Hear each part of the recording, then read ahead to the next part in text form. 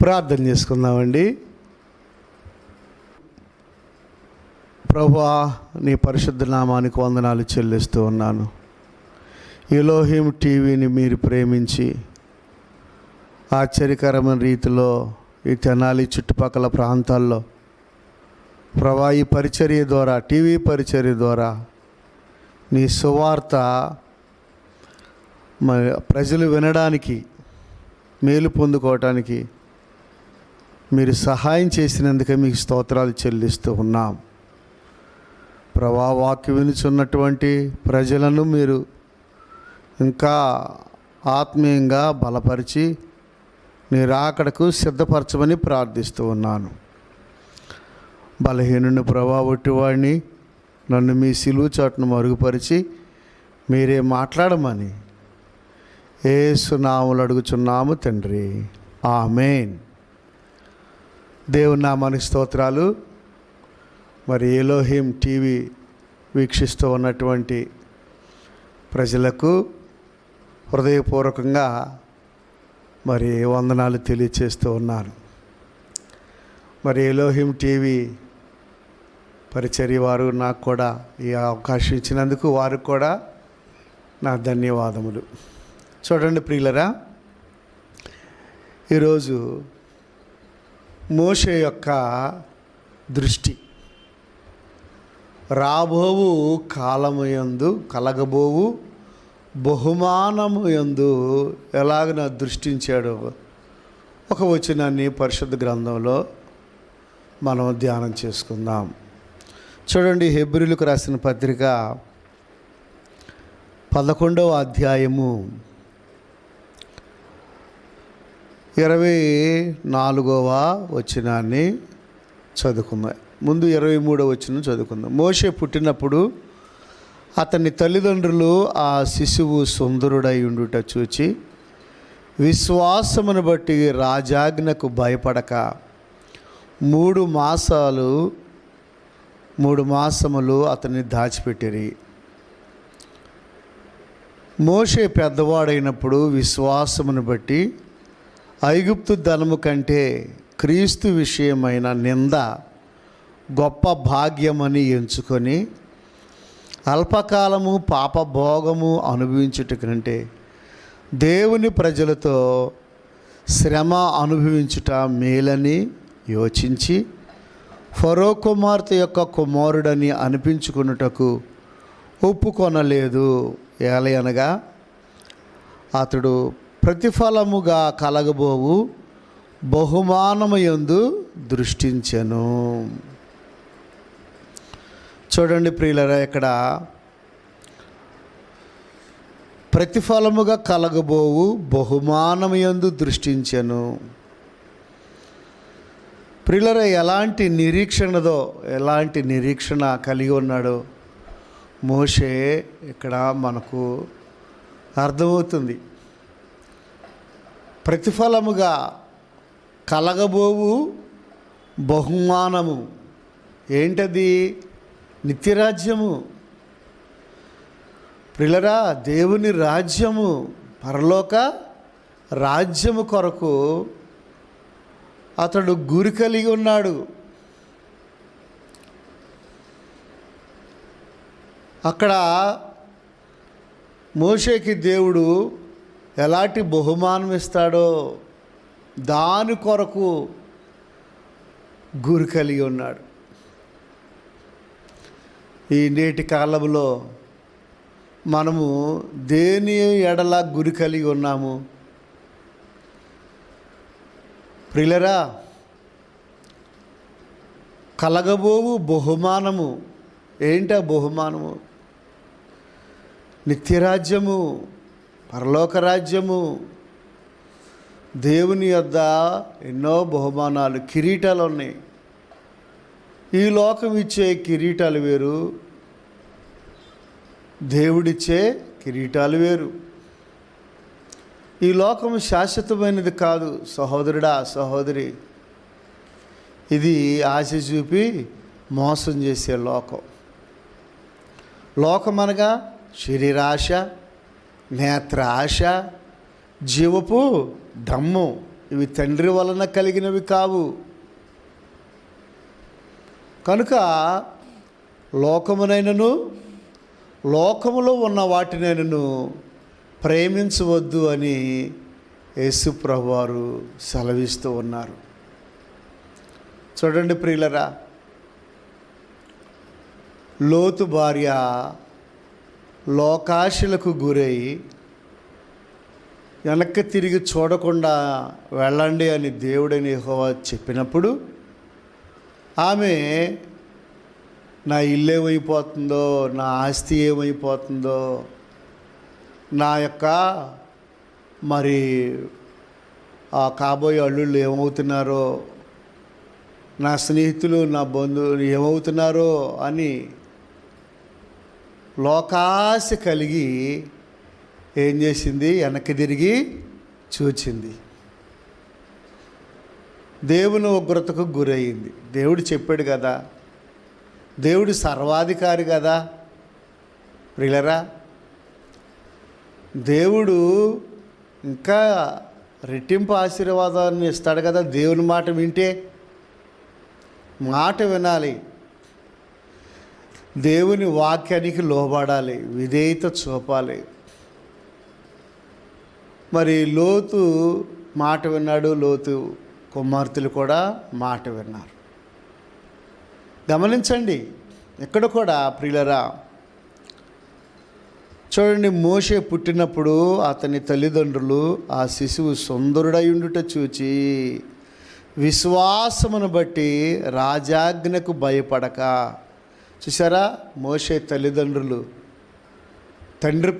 తండ్రి పేరు అమ్రాము, తల్లి పేరు యూకేబోదు. వాళ్ళకి ఎంతో విశ్వాసం ఉంది. వాళ్ళు యాజకులు, యాజకత్వం, దేవుని యందు భయభక్తులు కలిగిన వారు. ప్రియులరా, తల్లిదండ్రులుగా మనం దేవుని యందు విశ్వాసం ఉంచి భయభక్తులు కలిగి ఉంటే ఆటోమేటిక్గా మన బిడ్డలు కూడా మంచి విశ్వాసంతో, మంచి భక్తితో ఉంటారు. తల్లిదండ్రులకే భక్తి లేకపోతే మరి పిల్లలకి ఎక్కడి నుంచి వచ్చింది భక్తి? కనుక ఫరో చంపేస్తాడని తెలుసు ఆ చిన్న బిడ్డని,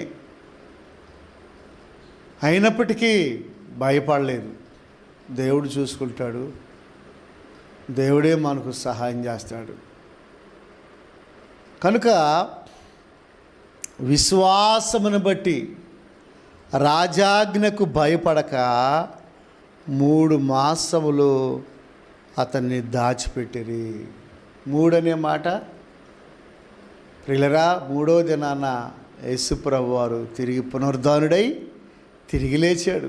3 మాసములు దాచిపెట్టారు. తర్వాత మోషే పెద్దవాడైనప్పుడు విశ్వాసమును బట్టి ఐగుప్తు ధనము కంటే క్రీస్తు విషయమైన నింద గొప్ప భాగ్యమని ఎంచుకొని, మోషే ఏమయ్యాడు? పెద్దవాడయ్యాడు. చిన్నవారుగా ఉన్నప్పుడు చిన్నపిల్ల చేష్టలు చేస్తాం ఎవరైనా సరే. పౌలు గారే అన్నాడు, పెద్దవారమైనప్పుడు చిన్నపిల్ల చేష్టలు చేయొచ్చా? అలగొచ్చా? అబద్ధం ఆడొచ్చా? ప్రియులరా,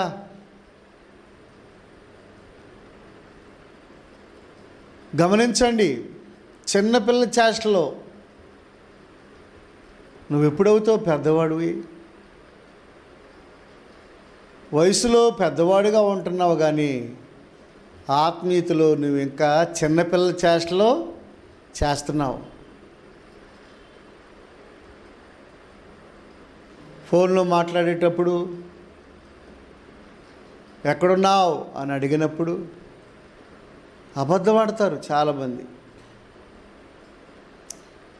చూసారా, అలాగా అబద్ధములు ఆడకూడదు. చిన్నపిల్ల చేష్టలుగా మరి సెల్ ఫోన్లు వ్యర్థమైనవి మనం చూడకూడదు, ఆటలాడకూడదు. గమనించాలి, సమయాన్ని వ్యర్థం చేసుకోకూడదు. బైబిల్లో ఏముంది? సమయం పోనీక సద్వినియోగము చేసుకొనుచు అజ్ఞానుల వలె గాక జ్ఞానము కలిగి నడుచుకొనిడి అని పౌలు గారు సెలవిస్తున్నాడు కదా. సహోదరుడా, సహోదరి, దేవుని రాకడ అతి సమీపంగా ఉంది కదా. ఆ చిన్నపిల్ల చేష్టలు ఎందుకు? మోషే పెద్దవాడైనప్పుడు పెద్దవారు అవ్వాలి. విశ్వాసంలో, భక్తిలో, ప్రార్థనలో, వాక్యములో పెద్దవారం అవ్వాలి. పెద్ద మైండ్ రావాలి మనకి. ఏ మైండ్ రావాలి? పెద్ద మైండ్ రావాలి. మోషే పెద్దవాడైనప్పుడు విశ్వాసమును బట్టి ఐగుప్తు ధనము కంటే క్రీస్తు విషయమైన నింద గొప్ప భాగ్యమని ఎంచుకొని. ఐగుప్తు ధనము కంటే, ఐగుప్తు ధనము ఆ టైంలో, ఈ టైంలోనైనా చాలా మరి సాతానికి సంబంధించిన ధనం. అంటే ఆ ధనంలో ఏమి లేదు? నీతి లేదు. అమ్మా, నువ్వు సంపాదించే సంపాదనలో నీతితో సంపాదిస్తున్నావా ధనాన్ని? ధనం ఉండటం మంచిదే, ధనం అవసరం. కానీ ఆ ధనంలో నీతి ఉండాలి. ఐగుప్తులో నీతి లేదు. అందుకే నీతి లేని ఆ ఐగుప్తు ధనము కంటే నీతి కలిగిన క్రీస్తు విషయమైన నింద గొప్ప భాగ్యమని ఎంచుకొని అల్పకాలము పాప భోగము అనుభవించుట కంటే దేవుని ప్రజలతో శ్రమ అనుభవించుట మేలని యోచించాడు, ఆలోచించాడు, తీర్మానము చేసుకుంటున్నాడు. ఐగుప్తు ధనము కంటే, చూసారా, ధనాపేక్ష సమస్త కీడులకు మూలము. దానిలో పడిపోయి చాలామంది తమ్మును తాము చంపుకున్న వాళ్ళు ఉన్నారు, లేదా ఇతరుల చేత చంపబడిన వారు ఉన్నారు. చాలా భయంకరమైన పరిస్థితులు ఎదుర్కొన్నారు. చూడండి, సినిమా యాక్టర్లో దానిని ఆశించి చాలామంది ఆత్మహత్య చేసుకున్న వారు ఉన్నారు, యాక్సిడెంట్ పాలైన వారు ఉన్నారు. ప్రియులరా, గమనించండి, సినిమా యాక్టర్లో చాలామంది శాంతి లేక, సమాధానం లేక, డబ్బు అయితే బోళ్ళంతా సంపాదించుకుంటున్నారు, కానీ ఆ డబ్బు దేవుని చిత్తానుసారమైన డబ్బు కాదు. కనుక ఐగుప్తు ధనము అది దేవుని చిత్తానుసారమైనది కాదు. సహోదరుడా, సహోదరి, నువ్వే పని చేస్తున్నావో, నువ్వు ఎలాగా ఆ పని ద్వారా వచ్చే డబ్బు మరి అది దేవుని చిత్తమేనా అని గుర్తెరగాలి. కనుక దేవుడిచ్చేది కొంచెమైనా అది నీతితో కూడినది కనుక తుదకది మహా అభివృద్ధి చెందుద్ది. 5 రొట్టెలు 2 చిన్న చేపలు 5,000 మందికి పంచిపెట్టగా ఎన్ని గంపలు మిగిలినాయి? 12 గంపలు. నీతితో కూడిన ఆహారము, నీతితో కూడిన ధనము, నీతితో కూడినటువంటి సేవ. కనుక క్రీస్తు విషయమై నింద గొప్ప భాగ్యమని ఎంచుకొని దేవుని నమ్ముకున్నప్పుడు అనేక నిందలు, అవమానాలు, ఆర్థిక ఇబ్బందులు వస్తాయి. అయినా సరే కష్టాలు వచ్చినాయని, ఎవరో నిన్ను నిందించారని, ఎవరో నిన్ను ఇబ్బంది పాలు చేశారని నువ్వు సేవ మధ్యలోనే ఆపటానికి వీలు లేదు.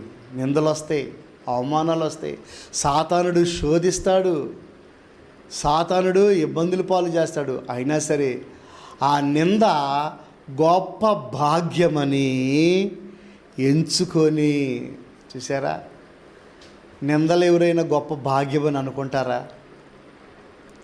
హింసలో గొప్ప భాగ్యమని. ఇప్పుడు వెళ్తున్నామండి, సేవకి వెళ్తున్నాము, వెళ్తా ఉండగా ఎన్నో రకాలుగా మాట్లాడతారు, కొడతారు, ఇబ్బందులు పాలు చేస్తారు.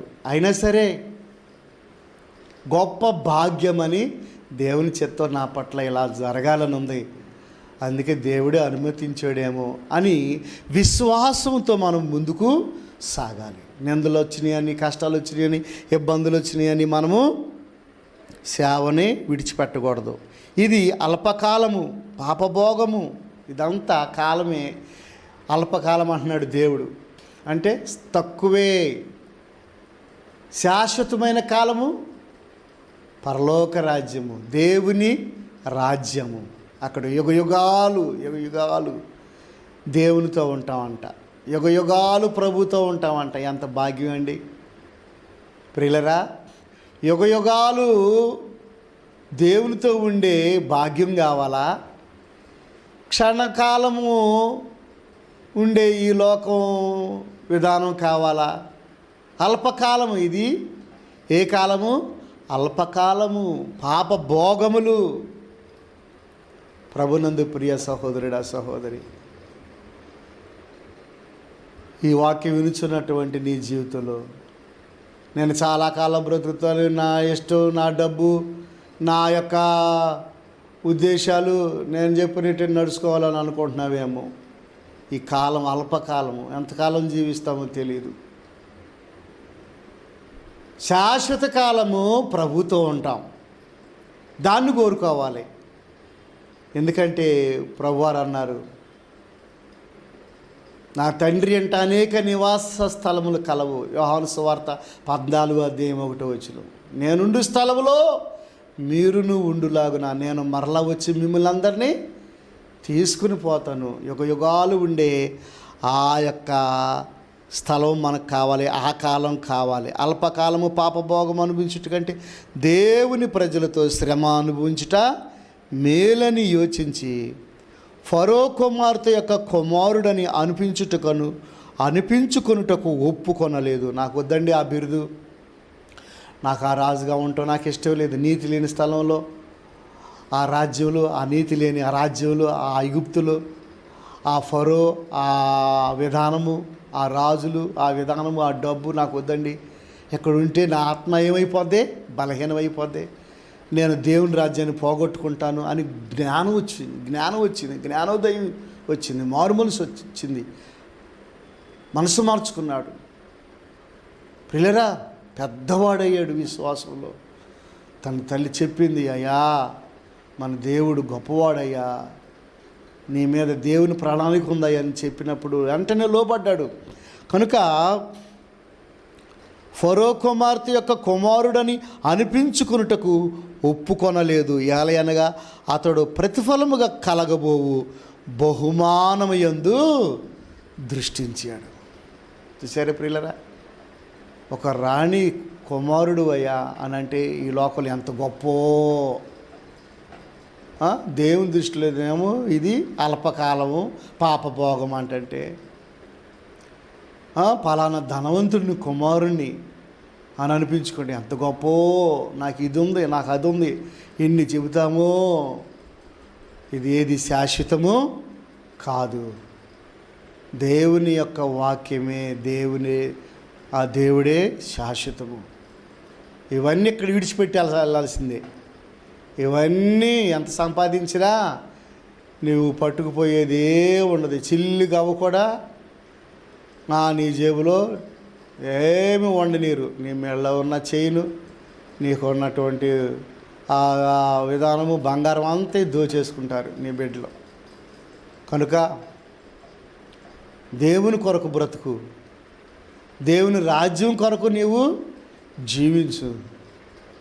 కనుక ఈ లోకమునైనను లోకములో ఉన్న వాటినైనను ప్రేమించవద్దు, అది తండ్రి వలన కలిగినది కాదని ప్రభువారే చెప్పారు. ప్రభుని నమ్ముకున్నావు కదా, ఇంకెందుకు ఆ లోకాశలు? ఏమ్మా సహోదరుడా, సహోదరి, అయ్యా ఏంటయ్యా ఆ లోకాశలు ఏంటి? ఆ రాజకీయం ఏంటి? ఆ లోక సంబంధమైన మాటలు ఏంటి? ఆ లోక సంబంధమైన వస్త్రధారణ ఏంటి? వస్త్రధారణ ఎట్లా ఉందో ఒకసారి చూసుకోమ్మా. ఆ మేకప్ ఏంటి? ఏమ్మా సహోదరుడా, ఆ గోరింతాకు, ఆ గోళ్ళకు రంగు, అవన్నీ ఏంటి? తలకు రంగు ఏంటి? ఏంటమ్మా, ఏంటయ్యా, తమ్ముడా, సహోదరుడా, తండ్రి, చెల్లి. కనుక లోకాశలు పోల, ప్రభువుని నమ్ముకున్నావు కానీ, ప్రార్థనకి వెళ్తున్నావు కానీ నీలో లోకాశలు అనేవి ఇంకట్టగే ఉన్నాయి. పై ప్రార్థన చేస్తున్నావు, గుడికి వెళ్తున్నావు, కానుకలు ఇస్తున్నావు, కానీ నీవు గర్వం విడిచిపెట్టలా. గర్వం ఉంది నీలో దీనత్వం లేదు, నీలో ధనాపేక్ష ఉంది, నీలో అమర్యాద ఉంది, నీలో అజ్ఞానం ఉన్నది. కనుక ప్రతిరోజు బైబిల్ చదువుకో. బైబిల్ వాక్యాలు నీతో మాట్లాడితే అప్పుడు నీ జీవితం ఏమవుద్ది? పరిశుద్ధపరచబడుద్ది. నీ హృదయంలో ఉన్నటువంటి పాపాలన్నీ కూడా ఏమవుతాయి? వాక్యం వింటూ ఉన్నప్పుడు, వాక్యం చదువుతున్నప్పుడు ఒక్కొక్కటే తెలుసుకొని నువ్వేమవుతావు? పరిశుద్ధపరచబడతావు. అట్లాగే మోషే గ్రహించి ఏం చేశాడండి? నాకు అక్కర్లేదు, ఐగుప్తు ధనం అక్కర్లేదు, ఇది అల్పకాలము, ఇది పాపభోగము, నాకు అక్కర్లేదు, దేవుని ప్రజలతోనే నేను సహవాసం చేస్తాను, దేవుని బిడ్డలతోనే నేను నమ్మకంగా ఉంటాను, దేవుడే నాకు కావాలి, దేవుని రాజ్యం కావాలి అని తను రిక్తుడిగా చేసుకొని తాను ఏం చేశాడు? ఐగుప్తుని విడిచి ఒక కర్ర తీసుకొని ఏం చేశాడు? మిద్యానారణ్యానికి నడుచుకుంటా వెళ్ళాడు. విశ్వాసంతో అక్కడ వెళ్ళి దైవ దర్శనం పొందుకున్నాడు. అక్కడ మాట్లాడాడు దేవుడు స్పష్టంగా. మండుచున్న పొద అనుభవం అక్కడ దొరికింది. అక్కడ పిలుపు వచ్చింది. అక్కడ దేవుడు మోషేని అభిషేకించాడు. అక్కడ దేవుడు మోషేని ఆత్మపూర్ణుడిగా చేశాడు. అక్కడ దేవుడు ధైర్యవంతుడిగా చేశాడు. మోషే, నీవు నీ చెప్పులు విడిచి నువ్వు రా, ఇది పరిశుద్ధ స్థలం, నేను నిన్ను వాడుకుంటాను, ఒక నాయకుడిగా చేస్తాను, నీవు ఐగుప్తుకి వెళ్ళు, అక్కడ నా ప్రజలు ఇబ్బందులు పడుతున్నారు, వారు మొర్ర పెట్టారు, నేను విన్నాను, వారందరిని విడిపించుకురా అని అక్కడ మిద్యానారణ్యంలో దేవుడు అద్భుతంగా మాట్లాడాడు. ఓ సహోదరుడా, ఓ సహోదరి, అమ్మా, నా మాటలను ముగిస్తున్నాను. నీ జీవితంలో మరి ఎప్పుడైనా మరి ఇలాంటి విధానము నీ అంతరంగంలో కలిగిందా? వాక్యం వింటున్నావు, ప్రార్థనకి వెళ్తున్నావు, ఎందుకమ్మా లోకాశలు ఎందుకు? కలగబోవు బహుమానం కొరకై ఎదురు చూశాడు, దృష్టించాడు. అలాగా దృష్టించు.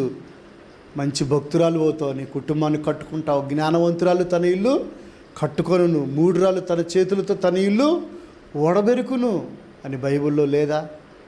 అమ్మా, జ్ఞానం కలిగి నడుచుకో. మోషే జ్ఞానంతో నడుచుకున్నాడు, దేవుని జ్ఞానంతో నడుచుకున్నాడు, గొప్పవాడయ్యాడు. బానిసలుగా ఉన్నటువంటి ఇశ్రాయేలీల్ని ఐగుప్తు నుండి క్షేమంగా తీసుకుని వచ్చాడు. ప్రార్థన చేసుకుందాం. మహోన్నతుడా, నీ పాదాలకు వందనాలు చెల్లిస్తూ ఉన్నాను. నీ దయను బట్టి, నీ కృపను బట్టి మోషే గురించి కొద్ది మాటలు చెప్పటానికి సహాయం చేసావు ప్రభువా. మోషే లాంటి తీర్మానము, మోషే లాంటి ఆ విశ్వాసము, ఆ నిరీక్షణ, ఆ సహనము, ఆ ఓర్పు మాకు దయచేయమని ప్రార్థిస్తూ ఉన్నాను. వినుచు ఉన్న వారికి కూడా దయచే ప్రభువా. యేసయ్యా, మీరే దీవించండి, మీ నామానికి మహిమ తెచ్చుకోండి. ఎలోహిం టీవీ పరిచర్ను కూడా దీవించి ప్రభువా. 30 అంతులుగాను, 60 అంతులుగాను, 100 అంతులుగాను అభివృద్ధి చేయండి. ఇంకా అనేక కార్యక్రమాలు ప్రభువా మేము చేయటానికి సహాయము చేయండి. అన్ని విషయాల్లో తోడుగా ఉండమని మహిమ, ఘనత, ప్రభావమును మీకే ఆరోపించుకుంటూ యేసు నామములో అడుగుచున్నాము తండ్రి, ఆమేన్. తండ్రి ప్రేమ, కుమారుడు కృప, పరిశుద్ధాత్మని యొక్క అన్యోన్య సహవాసము వినుచున్నటువంటి మీకును, మీ కుటుంబానికి, ఎలోహిం టీవీ పరిచర్యకు సదాకాలము తోడయుండునుగాక. Amen. Okay, God bless you. దేవుడు మిమ్మల్ని దీవించునుగాక.